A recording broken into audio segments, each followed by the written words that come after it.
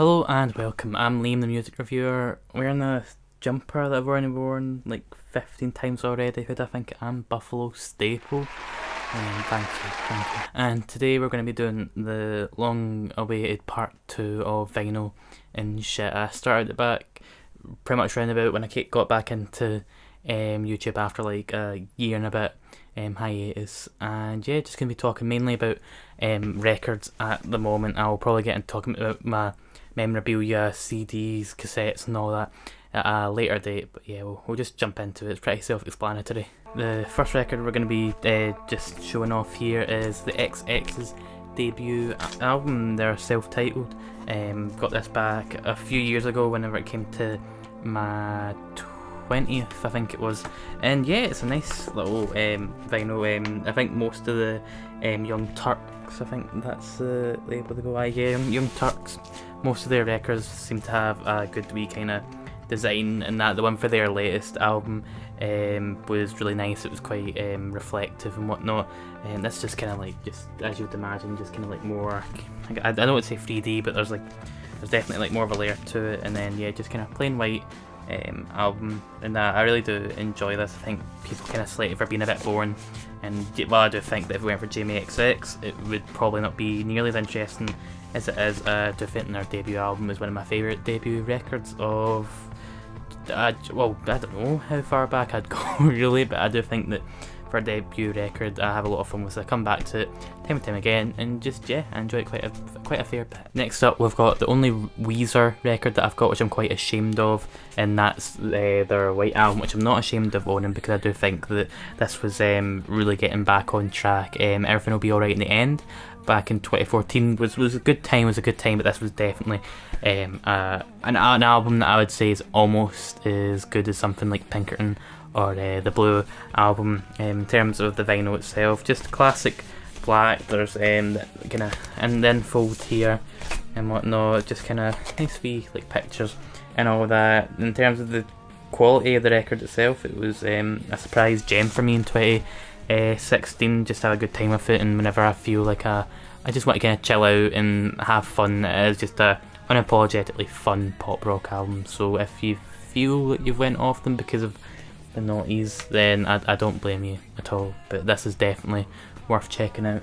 Next we've got Emotion by Carly Rae Jepsen. Anyone that knows me knows I have a big soft spot for Carly Rae Jepsen. This is definitely one of my favourite pop albums I've ever heard. The record itself, pretty plain, I guess. There's nothing really here that's kind of like it's gonna blow your mind at all. Just like your classic sleeve in here with the lyrics on it, and the record itself just plain black. But I'm happy that I own it because I do I just have a lot of admiration for it. It might not be super deep lyrically or anything like that, but just in terms of something that I enjoy, its production, its vocal performances, I do just love the record. Emotion. I think the B-sides are even better. I would definitely be tempted to get a copy of that if I can find it anywhere. I've not had a good enough look for it. We have Forced Witness by Alex Cameron, one of 2016's, I wouldn't say underrated gems, but I do think a lot of people have got onto it more and more, especially after it got featured in the Needle Drops underrated list, and just it seems to have even more and more exposure as he's went on. In here we've got a sleeve of just him, just, you know, relaxing, maxing, looking all cool, and yeah, just kind of classic black vinyl. But the wee bit, I don't know, I need to really big up on my terminology with vinyl, but it's kind of like, because I have a few older records, and you've got like this wee bit of like felt kind of like, I don't know what you'd call that, just kind of like weird bit of plastic in between there. It feels quite old school, and considering the album itself, where like it's pretty much kind of like a whole character set back in like the 80s and all that, or that whole kind of more that 80s character type. I think that's quite suitable. I need to play this a bit more often. It's been a while since I've gave this a spin. Next up we have an album that I don't spin very often for obvious reasons, and that's Mount Eerie's A Crow Looked at Me, which this was, I think, the first time I ever imported an album from another country. Got it from America. I pre-ordered it before all the hype had accumulated, I really just went into it because I'd heard Real Death, and I was like, you know what, this is probably going to be a really special album. And yeah, it was one of my favourites. It was top 3 for me, actually. I think it was the runner-up for my best albums of 2017, which you can now, I'll link at the end of this video for you to have a look. The record itself, sadly, when it was getting imported, there's a bit of a, I don't know if you can see it from here, but there's a bit of a kind of like crinkle there, which kind of bugs me. But the actual quality of itself, like even just the font at the back here, with this picture of Phil holding his daughter, it's just it makes me really sad just kind of looking at it. But the font itself, like it's been kind of like not so much etched in, but like there's a definite feel to it, and it's a gatefold, so you've got your lyrics inside of it, and yeah, just a nice wee record. Well, as nice as a record about grief can be. Here we have one of my favourite albums of last year, and one of the favourite records I own thanks to my girlfriend who got me this for Christmas, and that's Big Fish Theory, the full-on picture disc. And oh my god, it's so nice, isn't it? Like, I think it's easily one of the favourite things I own, because I was thinking this to myself whenever when I was wanting to get this on vinyl. I was like, you know what, this album cover, there's not much going on, it's just a fish in the sea kind of thing. I feel like you could probably put that onto like a picture disc and it would look really nice, and it does. And I've since I got this for Christmas, I've had it on quite a fair bit. It's probably one of my most played records in general. But yeah, just one of my favourite things that I own, and thankfully it's an album that I love a great deal as well. Now here's an album that I waited forever to get, or it felt like forever, because I got Flower Boy. I think it was not. I think I ordered it before I'd even listened to it. I'd heard like the singles and that. I think that's how it all went down anyway. I honestly can't remember. My memory's horrible. But essentially, yeah, I ordered this and it took forever to come from America.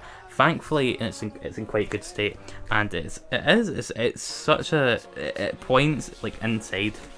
It's a gatefold, but it's totally minimalist here.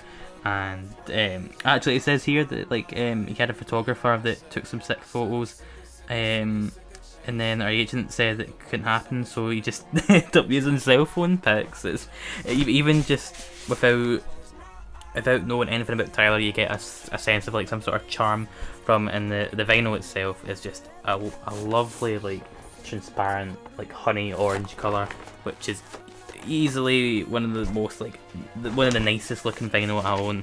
I think Flower Boys, as you'll find out if you watch my video on it, I think it's amazing, without a doubt. And sorry for any of the movement of the disc there, but yeah, easily his best album, and everything I've heard from him since just makes me think that he's at his peak, and I can't wait to see what he does next. Next up, I'm just grabbing these from a little pile over here, and it's just all my Death Grips albums. I just made a video on it recently, ranking them all, so I'm not going to really talk about it too much. But yeah, here's my Money Store one. Again, quite simple, but just that artwork is just so iconic. So I'm very happy to own that. Next up is The Powers That Be, and for a double album, as you'd expect, it's a gatefold as well, which is again just it's got like for the first one, it's got a picture attached to it, but the other one's just nothing at all, which is, it's kind of weird, but I guess I wouldn't really kind of expect much else from an album of this nature. The vinyl itself, just kind of classic, just classic black. It's been a while since I've gave this a proper spin, which you'll find out if you watch that video. And yeah, and then this next one, I'm gonna have to cover it up here, because while oh god, I don't know how I'm going to do this actually. Yeah, I can't. It's fully unfiltered, and yeah, it's one of two albums that I own. I could never put up on like a mantelpiece for that. While I'm still living with my parents, I can't do that. So, and just like that, it's just bare. It's just bare at the back here, but definitely very bare at the front. And yeah, And next up, we're going to talk about a band that I don't think I really just see any people in the music review community talk about enough, and I don't know if it's just because they don't vibe with them as much as I did, or as I still do, or if they've just not given them a go, but that's Bombay Bicycle Club, and I own their debut albums. I had the blues, but I shook them loose, and I've also got A Different Kind of Fix, which for a long time these were like, I would just go back and forth about which one was my favourite. Now it's even more complicated because So Long See You Tomorrow, I've came back to it recently, and I've just fell in love with that even more. I'm going to have to get that on vinyl very soon if I get the chance. In terms of the vinyl itself, it's just, you know, just your usual, just kind of normal black vinyl, but I love the artwork for all of their albums. I think that's something that, in terms of bands with just consistently great artwork, Bombay Bicycle have always been that way. Hopefully we will get some new artwork soon when a new album comes out, because it's been 4 years, they're still on a hiatus, and nowadays you never know if a hiatus is indefinite or not. But yeah, something that I want to listen to a lot more now that I've kind of got back to them. Now, King Gizzard are an act that are just notorious for releasing so much music over a short space of time. That in itself is a cliche. And I got my favourite album of theirs that they dropped last year, and that was Murder of the Universe. I don't know how much of a hot take that is. I think Flying Microtonal Banana is the one that everyone always mentions, and it is great. Again, that's probably my second favourite of theirs from last year. But yeah, this one is probably the weirdest one I own, just because if you can, I'll try and you can see there, it says that it's a glow-in-the-dark vinyl, and this is actually a scratch and sniff sticker, and you know, it smells just kind of like what I would imagine like some like ghastly like cell during like the probably like you would imagine from like some sort of like Tolkien like fictional world. That's what it smells like. It's not dead repulsive, but it kind of is. The vinyl itself here, yeah, I guess my room really isn't that dark, so because I'm recording this at 5 just now, and yeah, it's even got like a wee booklet here, which actually I haven't really looked at all. It's got some really nice artwork actually, with like designs and whatnot. I'll show you these just now, and yeah, like for all the lyrics and that, and I think that's quite fitting because it is obviously like the most like, it's got like a narrative, like it's split into like 3 chapters and that about all these like mythical creatures and all that, so which is why I find it a very interesting album, and I think the whole style of just this vinyl in general is really nice. So we're on to talk about, cause I have got like albums here that I've got like a lot of an artist's discography. I think there's only 1 or 2, actually there's 2 artists whose I've got their entire discography on vinyl. And we're going to talk about Kendrick Lamar just now because I talked about Damn in the first episode, and I didn't mention that I've got Pimp Butterfly on vinyl because how could I not have this absolute masterpiece double album kind of thing, or I guess yeah, it is a double album, it's fucking big. So gatefold here, and yeah, it's just it's exactly how I imagined this vinyl being. Again, just your classic black vinyl, but it's just, yeah, it's just a nice vinyl. And Untitled Unmastered is kind of like basic as you would imagine it being, considering it's just a bunch of Type of Butterfly, just like a kind of compilation into the B-sides and that, so it's very bare minimum. Like, you've just got the title, a few labels at the back, and then just kind of names of the songs. Yeah, it's just very, very bare, but again, I did like Untitled Unmastered a fair bit. Yeah, so I'm happy to own that. I'll just need to get around about getting Good Kid, Mad City, and if Section 80 is on vinyl, I'll try and get that. Couldn't be less arsed about Overly Dedicated, but who really is. Next up is an act that I was a big fan of as a kid because of their cartoonish style, and I'm even more of a fan of now, and I own what I think many people consider their best album. I think I'd kind of go back and forth between this and Demon Days, and this is Plastic Beach by Gorillaz. I got this for my Christmas from my mum. And yeah, just it's a gatefold, so you've got your front cover here, the inside, and then you've got the back here. And I actually haven't got around to listening to this as of yet, which I really should do. I need to make more time for my vinyl. But yeah, like even just the sleeves, like they're just Gorillaz just consistently just have this lovely, lovely art style. It was something that I just would constantly love looking at from a young age, and I just love it even more now that I kind of know a bit more about animation, having watched far too many channels and been friends with artists. But yeah, this is an album that I'll need to try and get spun quite soon. Again, got it kind of imported. My mum got it for me, and the ends of it are a bit bent. These aren't really in condition, which bums me out a little bit. But I don't have any plans to sell these unless I'm in like really bad debt or something like that. These are going to be the last albums that I talk about, and sorry for how my voice is there, but that's just because I've got so many of them here. Biffy Clyro are a band that I have sort of just not even so much of a soft spot for. They're the band that really made me love music. They're a band that really motivated me to become a music journalist, and yeah, that's why I own so much of their stuff. I've seen them live countless times. I love them a great deal. Like, start off here with Blackened, an album that I asked Anthony Fantano about. I'm really going to try and find the screenshot. If I find it, I'll put it up on screen just now, because I asked him, what did you make of Biffy Clyro in general? He hates them.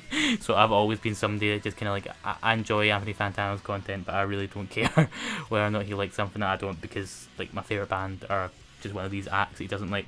Blackened, yeah, this is a gatefold as well, because it's got all the B-sides on it, and also, if you let me, that lovely purple colour as well. I do think that most of these early Biffy albums anyway are just some of my favourites in general. Like favourite records I've heard. Vertigo, Bliss is also great, and so is Infinity Land. Even Puzzle is quite good. Definitely a band that I think kind of lost their way a little bit, but I still enjoy them. I still have time for them. We've got Vertigo, Bliss here. Quite a crude album cover, but not crude enough that I'll get kind of like striped or anything like that. It's a lovely orange. I'm not going to pull it out too much just now because it will take me forever, and I don't really like the noise that I'm making just now in front of the mic. It's just here. And yeah, I'll show off the rest of them, because I've got my Infinity Land here. It's my favourite artwork of theirs in general again.